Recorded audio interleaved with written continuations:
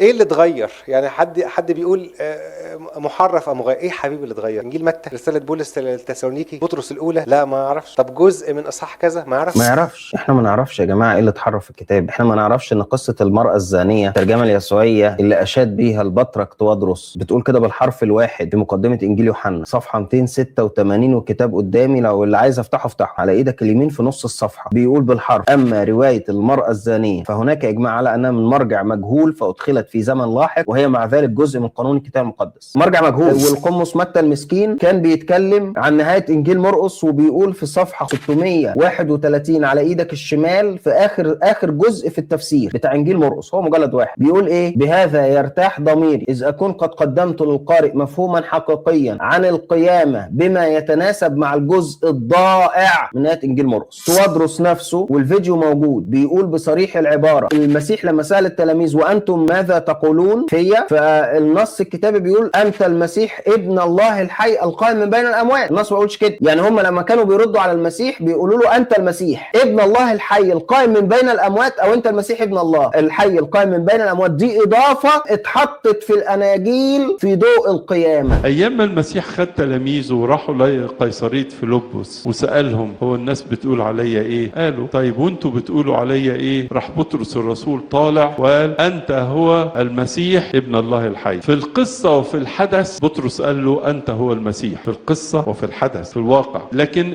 كاتبوا الاناجيل كتبوا في ضوء القيامه، في ضوء معرفتهم بقيامه المسيح، فكتبوا كده: انت هو المسيح ابن الله الحي القائم من بين الاموات. يعني لما قام حطوا الكلام ده، بس في القصه والواقع ما حصلش. قصه المراه الزانيه توادرس نفسه بيقول ان الاباء كانوا بيشيلوها عشان كانوا شايفين ان هي بتشيع الفاحشه.